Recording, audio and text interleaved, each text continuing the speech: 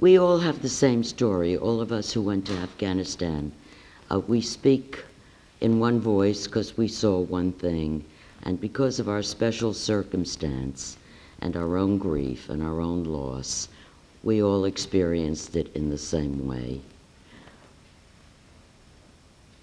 After September 11th, I didn't know how to find a way to avoid what I knew was inevitably coming, and that is that in my brother's name, other innocent people were going to be killed. And it devastated me. And I spoke at peace rallies, but that wasn't going to do it. And then I got a call from this marvelous person, Medea Benjamin of Global Exchange, and she said to me, "How would you like to go to Afghanistan?" And I knew that somewhere or other my prayers were answered. And after I said, "May I smoke there?" which she said no, but it turns out you can. The only people who wouldn't let me smoke are the Americans I went with. I said yes. And then we planned this trip. And there were some stumbling blocks along the way, but we finally got there. And I'm going to try to tell you a little bit about those family members who came to us because they heard about us, to ask for our help because nobody would help them. But I'm also going to tell you about what Afghanistan is like. It's filled with the most generous, beautiful, good, kind, intelligent, talented people I have met anywhere. And I didn't want to leave when I left, and I want to go back again. We went to schools that had hardly any paper or pencil and found artists, young children who were painting things that were more beautiful than the pictures they were painting from. We found little children sitting on the floor in school, learning without the resources needed, but eager. In each class we went to, we would ask at the end, "Who wants to be a doctor?" And every hand went up. Or "Who wants to be an engineer?"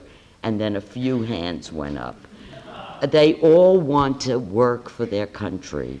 They all know what needs to be done.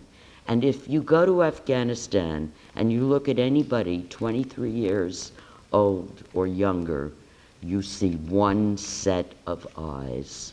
They're big and beautiful and brown and so sad you cannot imagine. It's heartbreaking. They have known nothing but war throughout their lifetime. They live in rubble. Imagine sand castles after the water has come back to reclaim most of the sand. That's what they live in. They live in cold that I didn't believe existed. The most famous hotel in Kabul is called the Intercontinental. And the first night I got there, I was told I'm going to sleep there. I thought, gee, that's great, because I got off the plane and it was cold and dark. And we went into the place and we were told there was one room left, 5 flights up.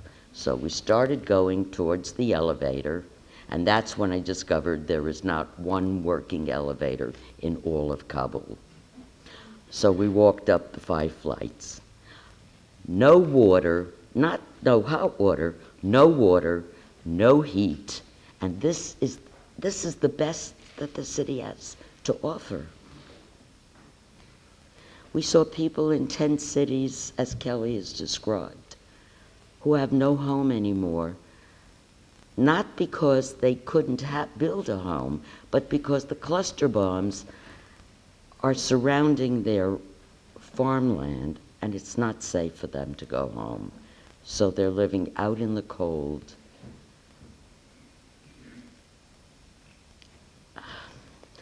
One image that stays with me that describes the poverty in Afghanistan is a strange one, but I'll tell you it.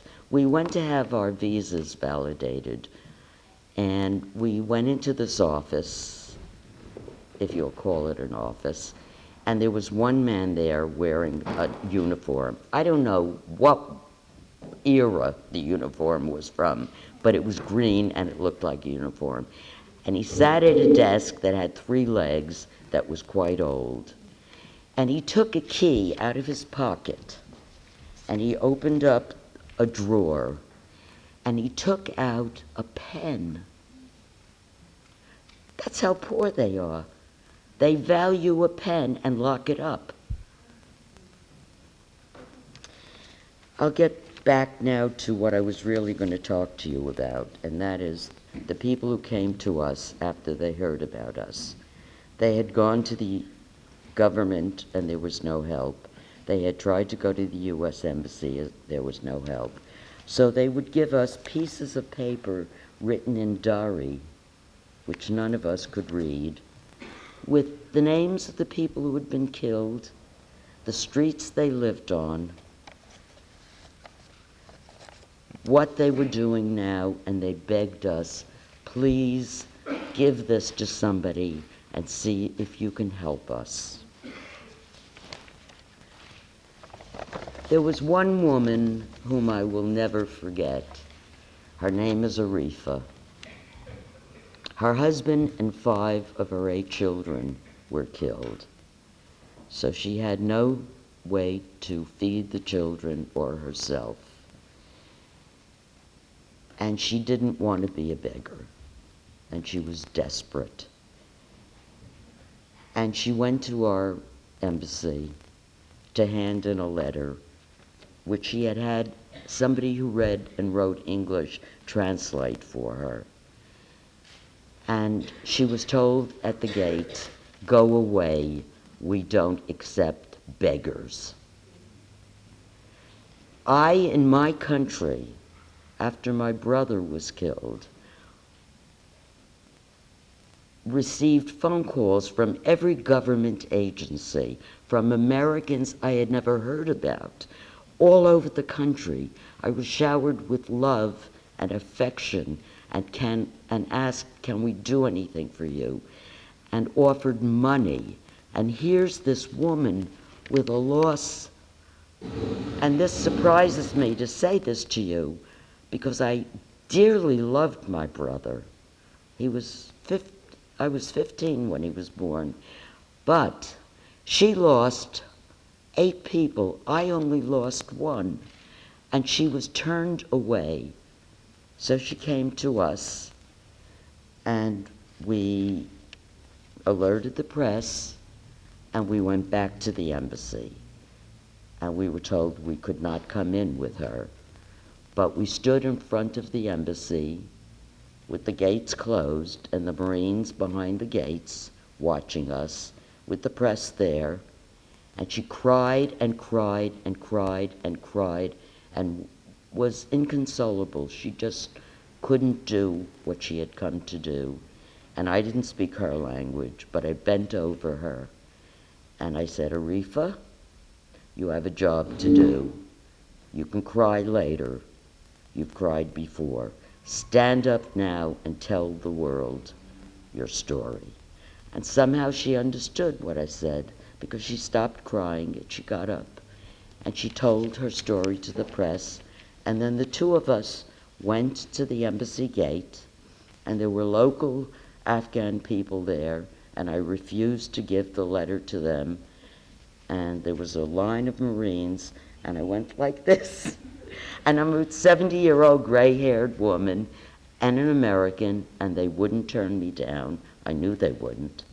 And they came over, and I said, now, Mr. Crocker, who's the charge d'affaires of the U.S. Embassy, said, if we have lists, bring it to him, and he will try. I said, here's a letter. Make sure he gets it. And they said they would. And then one of the Marines said, have a nice day. I swear, that's what he said. Have a nice day. So I said, thank you, and I walked away. You people here care. Otherwise, you wouldn't be here tonight. It's you who have got to start the ball rolling. It's you who have got to think that the people of Afghanistan are like your family members, and they're hurting, and they need help. So please help them. Thank you.